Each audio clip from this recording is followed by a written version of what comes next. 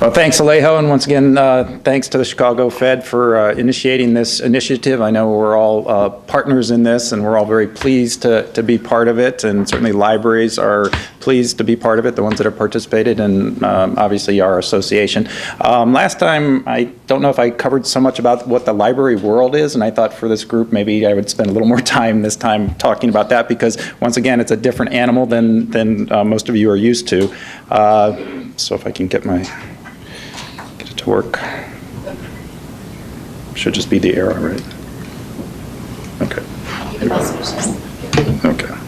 There we go. All right, I'll use the keyboard. All right, so this is just ALA in a nutshell. Once again, we're a very old organization founded by Melville Dewey of Dewey Decimal fame, probably the most brand name that you guys know, the Dewey Decimal System, when you guys were at the public libraries and the school libraries growing up. We have, once again, a national reach and actually an international reach, as Alejo mentioned. And we represent all types of libraries, so we're not just focused on public libraries, academic and school libraries, and I'll talk about the universe a little bit more about that. But as you can see, our key action areas certainly align with a lot of things that you guys are interested in, and certainly this falls under mainly our literacy key action area. Obviously, basic literacy is something libraries are very much involved in, but we're certainly engaging more in certainly information literacy has been something we've been with libraries and technology for the last 10, 15 years, really putting an emphasis on, and certainly with the financial crisis, libraries are now getting engaged in financial education programming. And so when this program, we heard about this program, like I said, we heard about it by going to one of our state association meetings, which was actually in Wisconsin, and Lori Burgess, who will talk later today, was doing a presentation. And so we heard about it and said, well, this is something that we think could go national. And so we had a meeting with Alejo and some of the senior people here at the Fed, and so we started our partnership in 2011, and it has grown, and I'll show that a little bit. But I guess before I go, could the librarians in the house raise their hands? I know there's a few of you. All right, great. All right, so they're just representing a few folks, that a big group across the country, so I'm just going to go right into that. So I kind of just talked about the reasons why libraries would be interested in Money Smart Week. It's the libraries, these days are really coming to be, what is the library doing in the community? What are we doing that's helping better the community? And so certainly financial literacy education is something we think the libraries have a role in. And as the discussions and the questions that came up, libraries do programming, they do lots of programming, and they are always usually unbiased, objective programming, or sometimes they will talk about issues. So they could bring in someone to talk about, different topics that give people a forum, more or less, to talk about things. But certainly what they do is provide quality programming, and that's what libraries really do, and that's where you guys come into play so much, is because as partners, you help provide that program. You're the experts. The librarians, we're not the experts on financial education. You guys are either you're the experts or you have the people in your cohorts who are the experts. And so that's where a real good tie-in comes from us. Also, the fact that libraries need to partner all the time to make their programs more robust, to make them work, to help them publicize it. We can't do it all ourselves alone either, and so we're very pleased to have all of these new groups. And as I said, here's kind of the ecosystem. I'll talk about that in a little bit. And as was mentioned, the best thing for us is because, we don't want anybody selling things at libraries. And that's the policing part. The libraries, if right now we're 40% of the programming, libraries do monitor that. And if someone violates that, well, they're not coming back. That's the way it goes. So more or less, if you violate the rules, you're not going to be invited back. But that is an issue that is a good issue that was mentioned, though, because I saw that even in my looking at different social media or whatever, that there are some people, because Money Smart Week is growing so fast and becoming so popular, there are outlying non-partners who are using the name a little bit. So it is something to be concerned about. Why is this great for libraries? Because we traditionally have certain partners for story times, but look, all these groups that you guys represent are ones that libraries haven't done a lot of partnering with, and so we're very pleased to have you as partners, and for both, like I said, the programming, the promotion, sponsorships, all those things that libraries, we don't have a lot of resources either to make things happen. So by combining together, we have the the libraries have the locations and can help bring the people in. And so this is just a sample of, I just wanted to show the partnerships that you see at the bottom that help with the promotion within specific libraries. So once again, it's a great opportunity for visibility for the libraries to have programs, but also to have these partners who they work with. So this is the main thing I really kind of wanted to show you today. How many libraries are there in the United States? Well, close to 120,000. Public libraries, there's close to 9,000 libraries. Then you count the branches, you're up to about 16,000. Academic libraries, there's the numbers. The largest group obviously is the school libraries. So almost every school in the country has a library. We have issues now with that because of budget cuts, how well funded those libraries are, and actually is there a librarian there in the library? That's an issue we're certainly struggling with now. Special libraries, which also can participate in Money Smart Week. Lots of government libraries, and as mentioned, the Armed Forces libraries, and as Alejo mentioned, our library in Kuwait participated last year in Money Smart Week. But each state has a state library. Sometimes they're called a library commission, like in Mississippi, I think, and Massachusetts, so we call them state library agencies. But most of them are state libraries. And so that is once again, they're a state organization, and they work mainly with public libraries. But they were a group that, once again, we want to get engaged into Money Smart Week. And so it's been a slow start. But we are starting to see some of the state libraries get engaged, and Connecticut is one of the examples that Alejo mentioned. The state library is taking the lead in helping to promote Money Smart Week, and we did a special webinar for the Connecticut libraries organized with the state library last year and helped get a lot of libraries involved. Idaho, their state library is also involved. So once again, there's the website that you can go and find where the state libraries are. If you need help as a chair or whatever, getting introductions or whatever, feel free to contact me. I'd be happy to make the connection. Sometimes, as you know, if you're making a blind connection, sometimes the message doesn't get responded to as quickly, but usually most of my messages do get responded to, fortunately. I'm still in the good graces of most people. And then also each state has a state library association, and I work with what are called our chapters, which are the state associations or regional associations. And so I want to get them involved in it as well, because they should be part of your planning groups along with the state libraries. And this is just a sample that in Rhode Island, the Library Association itself has kind of taken on a role of helping to promote Money Smart Week. So I'm hoping, once again, as Alejo said, I want 50 state libraries participating. I want 50 state library associations participating, and hopefully, as we grow and make those connections, that will become stronger for each of you.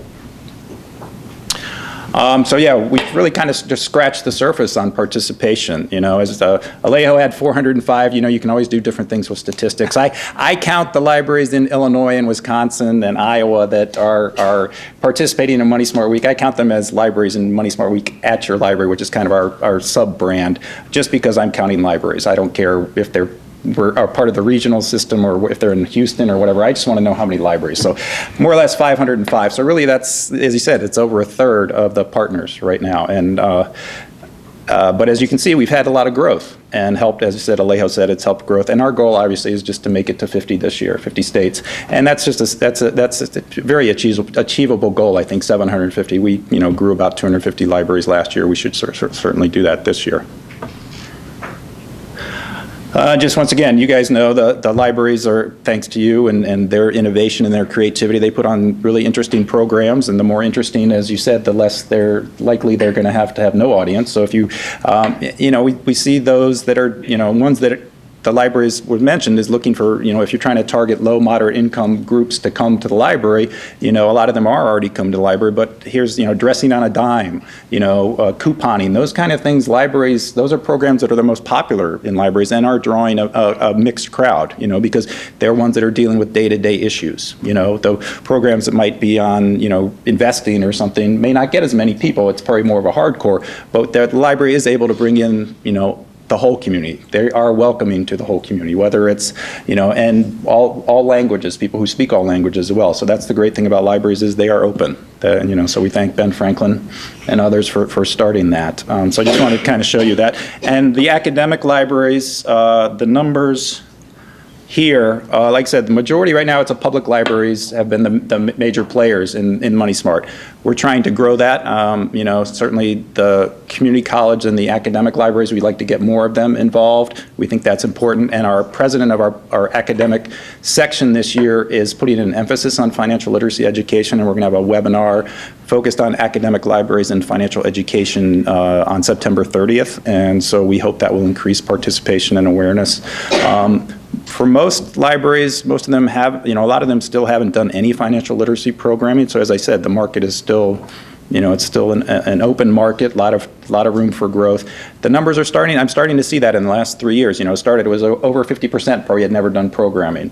Now we're starting to see Money Smart Week libraries, now we're down to about a third, have never done programming before. So Money Smart Week, for those libraries that haven't done anything, it's a great way to do it. It's a great introduction. It's a great way to focus. Libraries have, so many things going on, but we create those weeks. And so that's another reason Money Smart Week is great, because we love the weeks, right? So we have National Library Week, we have Banned Books Week, we have Teen Read Week. Pretty much every week is chosen for libraries because it does help them focus on something. And the partners, like I said, very successful for libraries getting partners. And like I said, it's been a proven success for libraries, and most of them continue to participate. And we hope those 23 unsures will definitely be positives this year and get more. So that's just a quick overview of kind of what's going on. And like I said, kind of the thing is, it's a coalition of the willing. ALA, we're an association. We can't force libraries to participate, So we try to promote as we can that this is a great program. It does raise visibility for libraries. So we try to give them tools, resources, best practices, as we said, and Lori will talk about this. Once again, libraries love to steal from other libraries. So once a good program is out there, they'll copy it. So I think we must have 30 or 40 libraries that are doing shred days during Money Smart Week because, they said, well, that was popular, and it has proven to be popular with everybody. So once again, thank you guys for being partners with libraries. We really appreciate it, and I'll be happy to answer questions later. Thanks.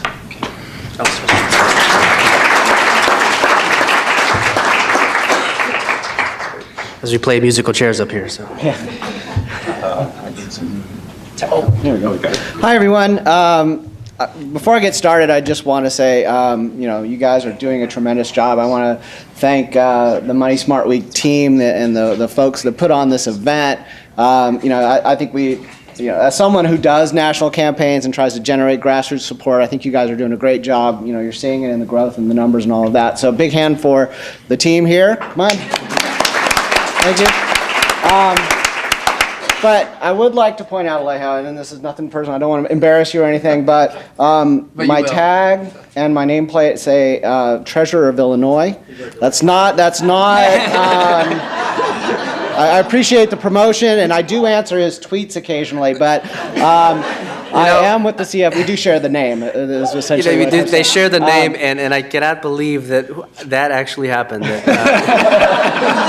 You know what? When we first saw the name come through, I think as a staff we were like, why is the treasurer registering for our conference? And then we made the connection later, but we probably did not make the change. No worries. Like I said, I answer his tweets from time to time. But that brings me to the first point that I'd like to make in the presentation, and that's an introduction to the CFPB, because a lot of people don't know who we are. We're a brand new organization. We've been around only for a couple of years, and as the introduction pointed out, I started about 2 weeks after the Bureau started, so I'm considered the old timer, the veteran there, and I've been there just over 2 years. So I'll step through quickly sort of the introduction to the CFPB, what our financial resources are, and the role that financial education plays for the Bureau, and what are some of our plans moving forward. So this is our vision. We basically want a fair marketplace. We want a marketplace where consumers can see the prices and the costs and the risks up front, where no one can build a business model around unfair, deceptive practices, and a marketplace that works for American consumers, responsible providers, and the economy as a whole. So, no hidden agendas, pretty straightforward. Our statutory objectives is to ensure that consumers have that timely and understandable information to make responsible decisions about financial transactions. And we're getting ready to, and I'll talk a little bit about this in a little while, but we're getting ready to roll out one of our first rules around remittance transfers, which are international money transfers to, a lot of times we'll have immigrant workers or, visiting, immigrants in America sending money back home on a fairly regular basis. And what was happening is they weren't really seeing what the real costs were up front. So we came up with some rules and some new disclosures that people will start to see. And that's going to be rolling out here shortly. We're going to be doing a campaign around that, so hopefully that'll be something you'll be seeing soon. So that's just an example of what we're trying to do. And eventually we'll be seeing some more mortgage disclosures and information around some new mortgage rules that we're putting out as well. We also want to protect consumers from those unfair and deceptive practices, reduce the outdated and unnecessary or burdensome regulations, to promote fair competition, and ensure that the markets are working. So I like to tell people that the CFPB was probably one of, or the only federal agencies that was put together with legislation that included actual language about financial education and an office and a division dedicated solely to financial education. As the previous slide showed, we also do regulation, we also do supervision, we have some research components there, and then the operational stuff that every agency has to have. But among those 6 groups, we're one of those 6 that are right at the top of the org chart. So within our division, the Consumer Education and Engagement Division, we're actually split into 6 different offices. We have 4 offices that are dedicated just to serving special populations, and by that we mean service members and veterans. Older Americans, so those are folks over 50 who may be dealing with issues of how do I start spending my money in retirement? How do I cope if I'm a caregiver? How do I start to cope with being a trustee or someone who has to sort of manage the money for somebody else?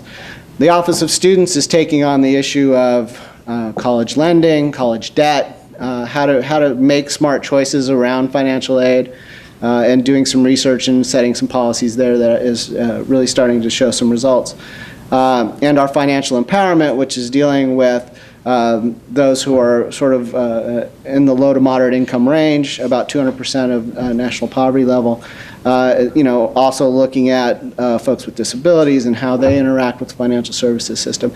And sort of overarching over those 4 special population offices and sort of the umbrella over those are the 2 offices, my office, which is the Office of Financial Education, and we're there we have, there's a slide that details what we do a little bit coming up next, but we're sort of the content providers, the researchers, and sort of the innovators in terms of what's working in financial education. And then the Consumer Engagement Office, which is focusing mostly on the digital properties that we maintain and how we talk to consumers, how we market our, what we're saying and get it into the minds of people rather than just putting out more and more materials. We want to see what actually works and how people are actually engaging with the materials that we're putting out there.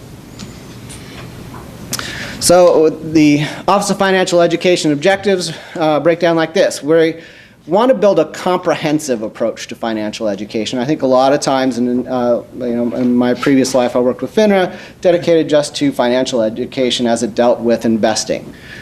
Here, we're looking at everything from K-12 to post-retirement. And everything in between. And how does that work in terms of how do we integrate financial education with schools? How do we integrate with libraries in the community? How do we integrate with immigrants in speaking several different languages and getting that information out so it's accessible? So we're really taking a very broad look at this and how we can coordinate the efforts that we're all doing and work toward a common goal. So. We promote innovation. We have a couple of folks in our office, and just to give you some idea of scale, when I walked into the office, we had 4 people.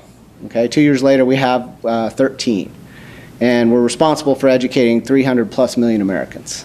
So we're going to need your help. Okay, I can't do this by myself, folks. So we're looking at, what are some of the innovations that we could do, and how can we get that to you and help you in the work that you're doing. providing understandable information that helps consumers make informed financial decisions. Now, I'm not here to call anybody's babies ugly, but some of the feedback that we got, right, is that a lot of financial education material is dense, it's long, it's hard to understand, it's overwhelming. This is all consumer feedback that we're hearing, okay? So part of my job is saying, how do we break that down and put it at a human level, okay? How do you talk to your aunt about money? That's the language that we should be using when we're teaching folks. How do you talk to your kids about money? Okay. Some of the resistance that we found, or that I found personally when I was working with FINRA was, when I come up to you and say, hey, I want to help you understand your money better, or I want to help you get out of debt. What's going to happen? You're going to say, I'm not in debt, I don't have a problem, I know what I'm doing. Right? And that's natural. So when we're putting together programs, when we're putting out materials, we want to look at what's the positives. How do I not put a stigma on someone and get those defenses that automatically pop up? How do we kind of sneak it in and make them feel good about it and make them feel that they actually have some value and have some knowledge that they're coming to the table with, right? So one thing that we're looking at in terms of our parental education is, instead of saying, I want to help you learn to budget, is I want you to teach your kids how to be more financial responsible with the money that they have. Let's look at some exercises that we can do together to help teach your kids achieve the American dream or avoid the problems that you had experienced in your young adult life. And so that way you're saying, okay, I'm not going to help you, I'm going to help you teach your kids. And now we've put a whole new personality on that information and makes it a lot more easier for that information to be absorbed, okay? Because what we know is people don't budget, people don't balance their checkbooks, people don't do this, people don't do that. But if I tell you to do it, it's going to be, I don't need to listen to that, I know what I'm doing. If I tell you I'm going to help you help someone else, it's like, yeah, they need it, right? Okay. So educating youth, we recently put out a white paper looking at 5 different policy priorities that we're looking at, such as working with teacher training, trying to influence the standardized tests that kids take to enter college. We want to see how we can ingrain some financial items and issues into the test. Not necessarily make new questions, but if we're talking about a question about percentages, how can we make that question about percentages something that's a little bit more realistic, like what's the APR, or which loan would be better, or how much would this cost if you had a 5% interest rate? And so it's how do we get that information about finances into the test so that it actually gets into the classroom. You can find at the end I'll flash up our web addresses, and you can download all of this online. Unfortunately, I didn't bring everything with me, but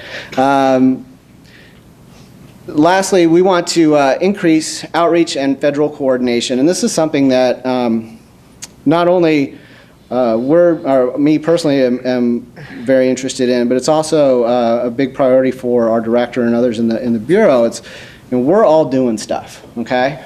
You're doing stuff in Cleveland and Evansville and Chicago and here, and we're not talking to each other, okay? So at a national level, what we're taking a look at is who are the big national players, how can we coordinate better, how can we distribute that information in a way that, if you have a library in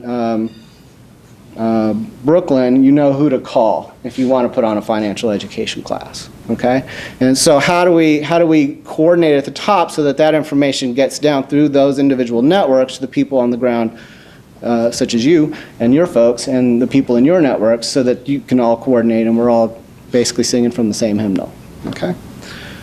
And as Treasurer Rios mentioned earlier, the CFPB and the director, Cordray, is the co-chair on the FLEC, and that's the Financial Literacy Education Commission. Sometimes I revert back to government acronyms, so if I do that, please stop me. And so this is an issue and a topic, as the former treasurer of Ohio, he was very passionate about, and he certainly carried that into this national position as well. So what are some of the resources that we have? Well, one of our primary platforms is a database that we're working on and we're continually adding new questions to, called Ask CFPB. Now this may seem pretty basic. It's a FAQ, knowledge base, however you want to label it. You see this when you have a question about Intuit or Google or what have you. It's just, I have a question, what's the answer? The thinking behind this and sort of how it's really working well for us is that the information and the data that we're putting in underneath the text, the metadata, the search terms, the keywords, is what's influencing how it appears on Google. So not only are you able to come to consumerfinance.gov, write that down, and do some searching around the questions and answers we have, but when you're out there on Google or on Yahoo and you want to say, what's the best credit card, you might see our answer, how to pick a credit card, come up. And we think that that's an important influencer at a key decision point that we want to have some sort of knowledge and influence around, okay? So it's part of our philosophy is how do we get information in the hands of people at the right time? And that's one of the strategies that we're using. So right now we have questions and answers around a number of different products. We're building more, as I said, as we roll out new campaigns and new initiatives, we're adding more questions. So as our remittance campaign comes up, we're adding questions in English and Spanish to the Ask CFPB tool. And we also just recently launched, probably within the past 60 days, a Spanish version of Ask. So many of the questions, or all of the questions that you'll see on the English side, are available also in Spanish.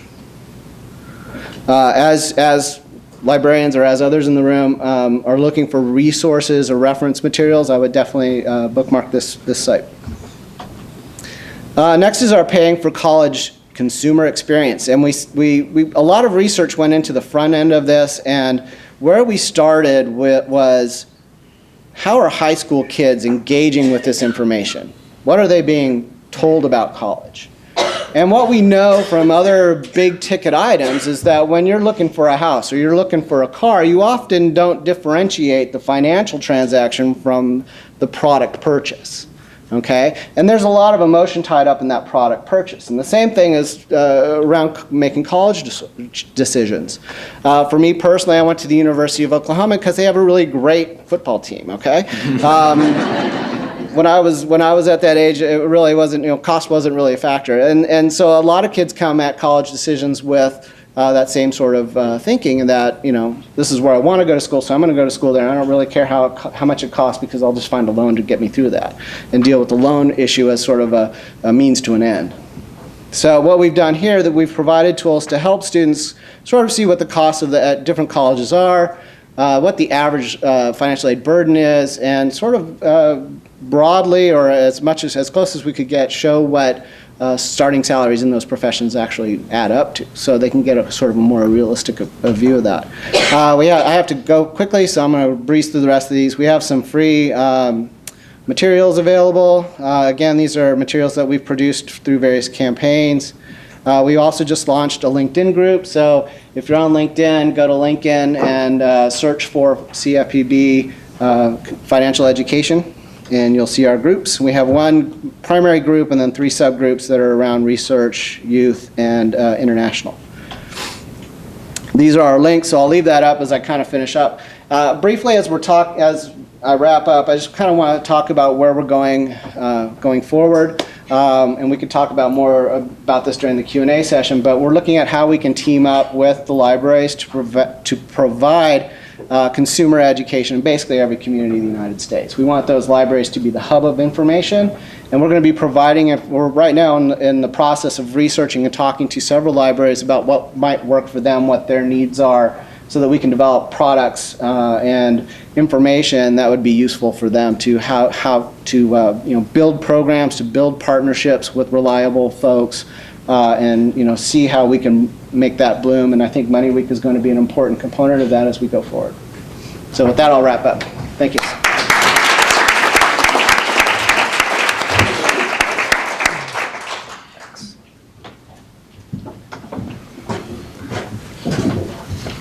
All right, so what do I do? Just there might be some extra slides.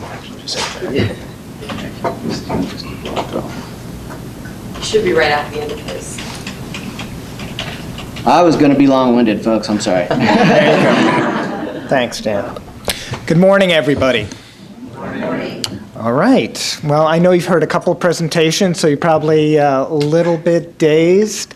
So I'm not going to take too much of your time, and I appreciate the invitation from Alejo and Tiffany to come here today and represent America Saves. So quick question, how many of you ever heard of America Saves? Thank you. So I guess I feel like I'm at one of those big family reunions where you don't know the majority of people, but you know you're interrelated in some sort of way. Okay. So America Saves is a national social marketing campaign launched in 2001 after 18 months of planning and development in Cleveland as the first pilot. We now have 60 campaigns throughout the country, whether they be local, state, regional, or national, such as Military Saves, Young America Saves, Black America Saves, Hispanic Saves.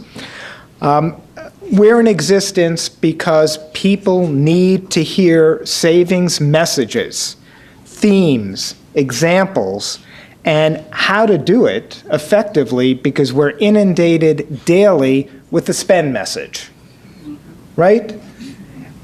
Every single day on average, we're hit about 60 times, whether it's radio, TV, newspaper, billboards, with the message to spend. How many times a day are we hit with the message to save? Practically none. And that's what we're trying to change through leaders of organizations throughout the country who want to provide the opportunity for their constituents to save effectively. We want it to be real. We want it to be possible. So savings is important. This is an obvious point. But it's incredibly important because it determines the fate of each one of us. It determines how much debt we're going to go into and to whom, what's available to us, and what kind of opportunity we have to make a life of stability and happiness for ourselves, for our family. This is tough because when we got into this, the national savings rate was 0. The national savings rate was 0. 40 years ago, the national savings rate was between 11 and 14%, meaning that over a couple of generations, we lost something that people clearly understood. And a combination of spend marketing with the huge availability of credit has caused us to think differently about money. And last thing on this slide, through focus groups that we've done many times over the years, what comes through consistently when people think about saving is peace of mind. We talk about saving and the lack of in a variety of ways. A few years ago, CFA, Consumer Federation of America, the sponsor of America Saves, did a study of single women head of households and found that the greatest barrier to asset development were those emergencies that come up consistently. You know what they are: healthcare, the car, the dentist visit, and not having the resources to pay for them. And can you imagine the mental energy, and I have to imagine all of us have gone through this at one point or another, when you don't have the money to pay for something and you got to figure out, what am I going to do? And the panic that sets in. And the less you have, the more the panic sets in. Additionally, payday lending. Repeat payday lending accounts for 76% of the total volume. Meaning once you're in, it's really tough to get out. And then the average employee spends 28 hours each month worried about money costing the company they work for or the organization they work for the bottom line. We did a survey in 2012 and found that people had difficulty even coming up with $1,000 for an unexpected emergency.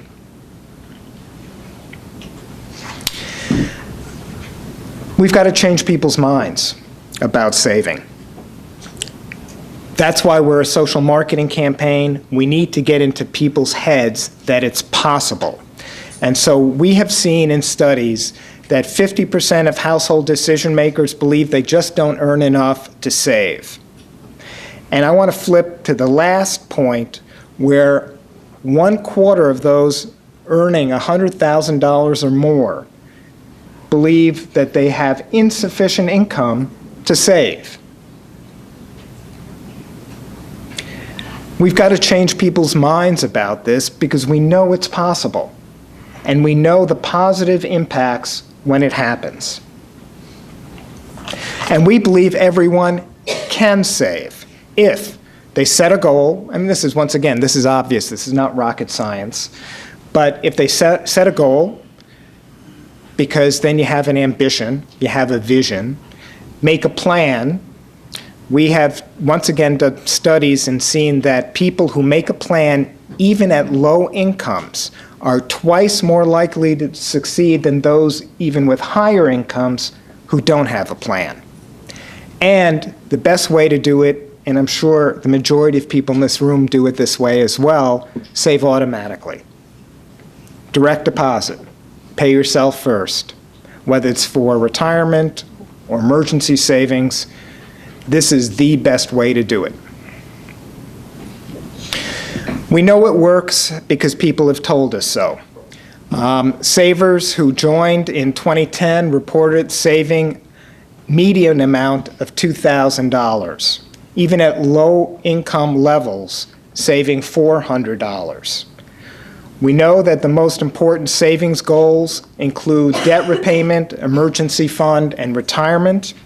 And people tell us they feel better about their financial situation since joining as a saver. So we've got over 340,000 people who've made a commitment to be a saver. They join by identifying a savings goal, setting that goal, identifying a dollar amount they think they can save on a monthly basis, starting when? The simplest of financial plans to begin engagement.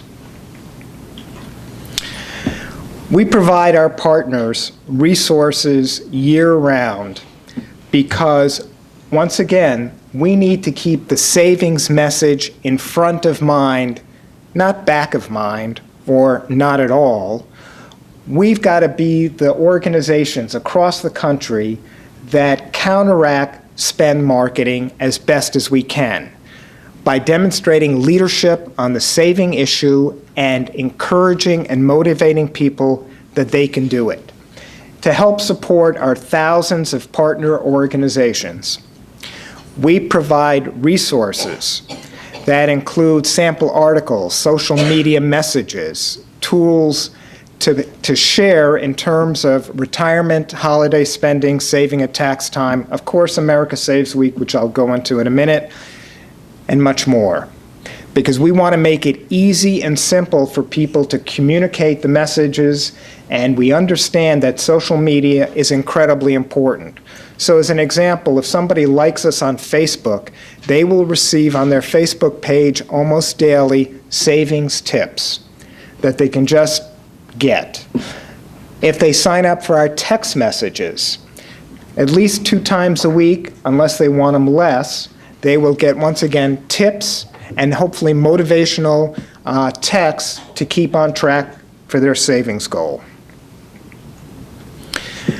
America Saves Week is a national time to highlight, spotlight the savings message throughout the country because we understand that organizations can't be engaged in this on a daily basis.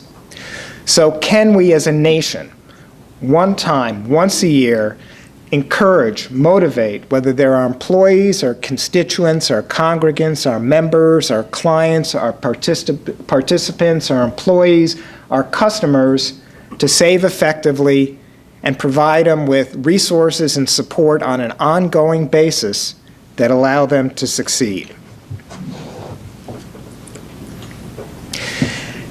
Organizations that participate in America Saves Week get a benefit because they can use the national platform of the week to promote their own programs, their own opportunities.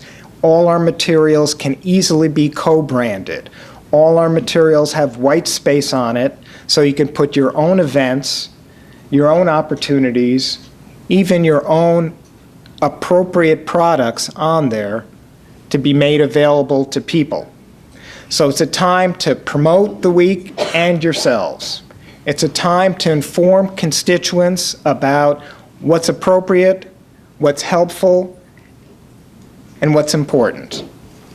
And most importantly for us, because I guess I like to say that we're the flip side of the financial capability coin, where people who are providing education, we're encouraging financial action.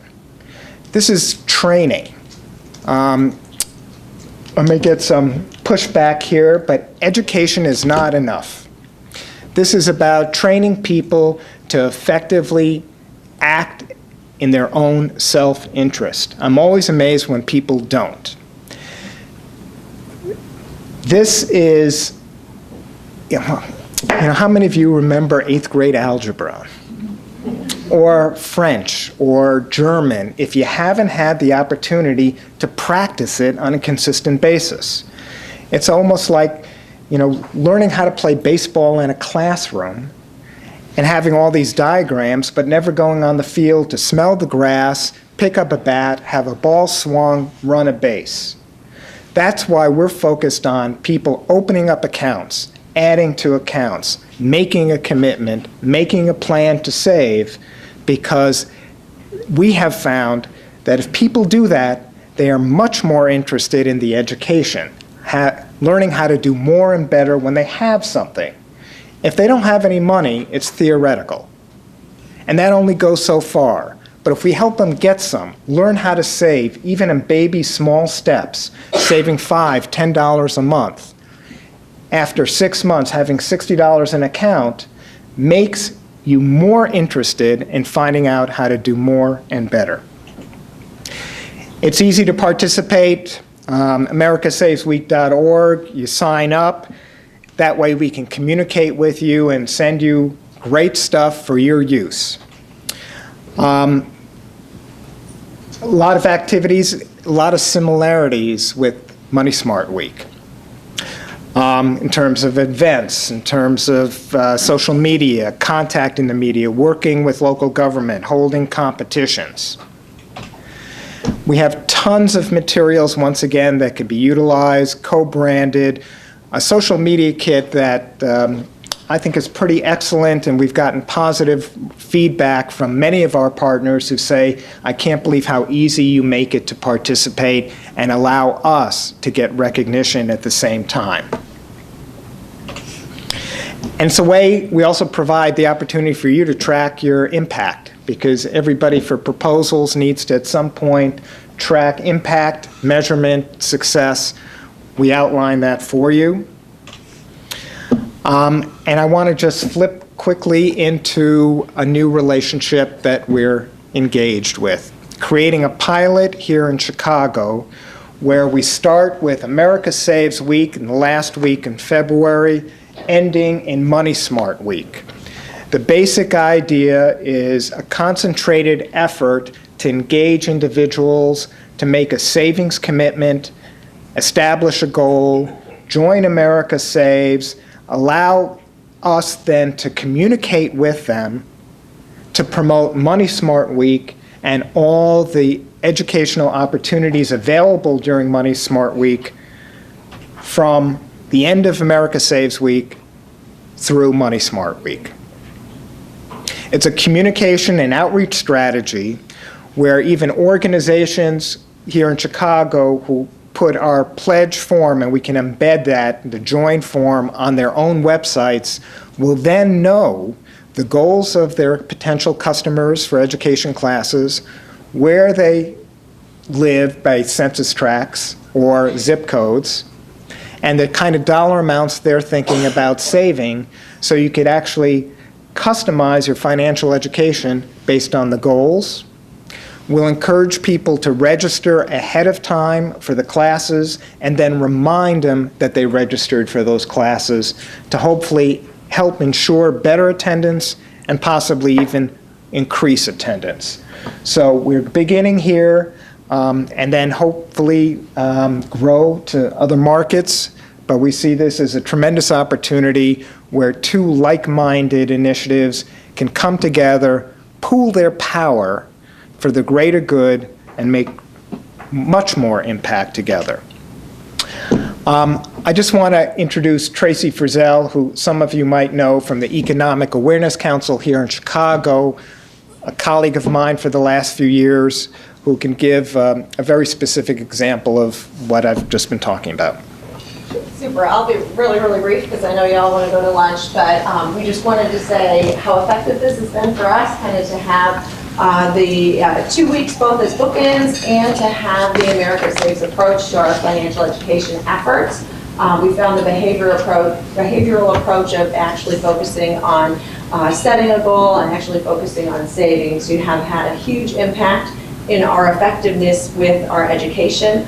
There have been two really pivotal things in our growth as a nonprofit focused on financial education. One is Finding Money Smart Week, and then the other was in 2010 joining America Saves. And we found this to be really critical to our approach. We've had over 3,000 youth in Illinois now take a savings pledge, so they've actually committed to financial action of saving. In total, when you add up all their pledges, it's over $1 million a year. It's about $1.8 million a year. So we're really excited about that because we know that that does lead to action for them. We've had about 850 youth open up savings accounts or arrange for direct deposit of their earnings into savings accounts. And in surveying the students after the programs, we've found significant increases in their financial literacy, as well as, and possibly even more critically, changes in their behavior. So they're reporting using budgets more, that they have a savings account, that they're checking their credit records, and that they're saving a portion of their income. So we've really found that this has helped us to take the financial education that we were doing during Money Smart Week and grow this into a program that, as the treasurer was mentioning, focuses not just on financial education, but also on financial capability, behavior change, and helps us to reach that low to moderate income audience that everyone's been talking about wanting to reach more today. So if anybody, especially in the area, has questions about America Saves, I'll be around all day. So thank you for your time. Thanks.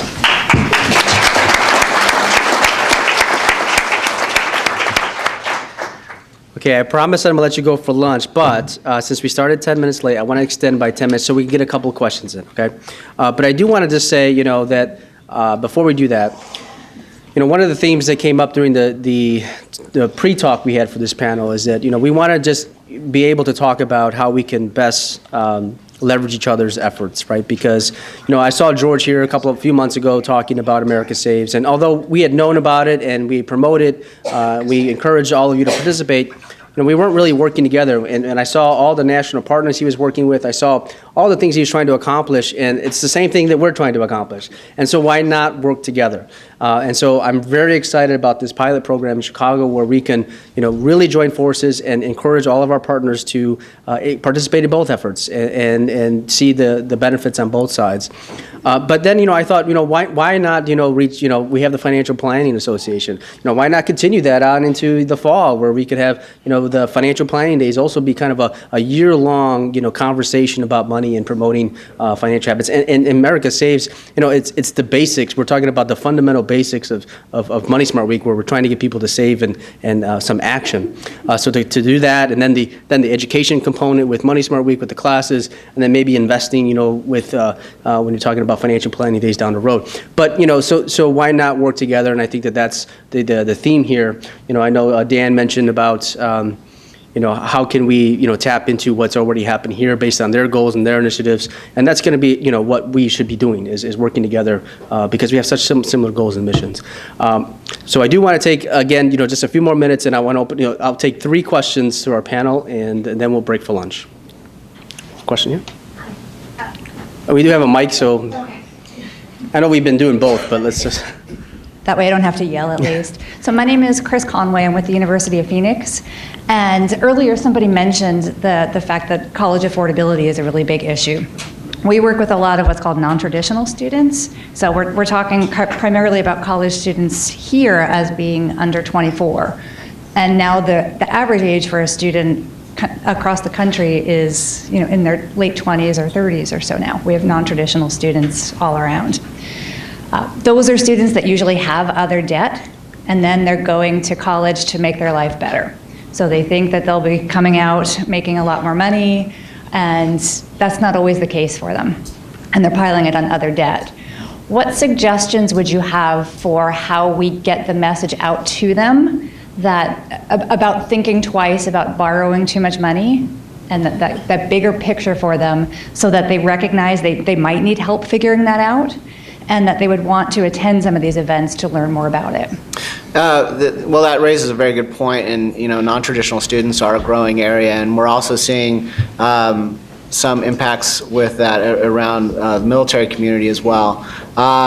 So my advice, and again, this is coming from me, not necessarily the CFPB, would be to again sort of separate the passionate thinking around that education and that school with the hard realities of what's the dollars and cents, and really think about it as two transactions. And that's one thing that we really try to emphasize at the CFPB, is looking at this as two transactions. You not only have to make a choice around the academics and the college and the career that you want to make your future around, but you also have to make decisions around how you're going to pay for it, what your current budget looks like, how leaving a job and working part-time is going to impact your family budget. And so doing that planning is really going to be an important component. One of the things our Office of Students has worked toward is providing a standardized college aid award letter, so that students can actually see, a lot of these award letters, it says college aid or financial aid. You're taking out a loan. This is not aid.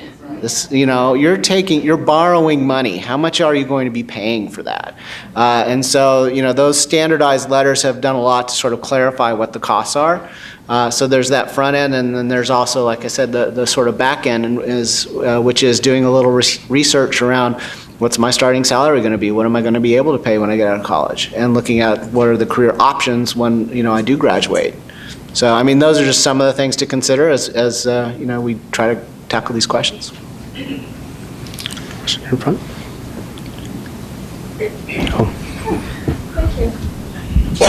Hello, my name is Lisa Ross. I'm with the Michigan Department of Insurance and Financial Services, and my question is for Michael.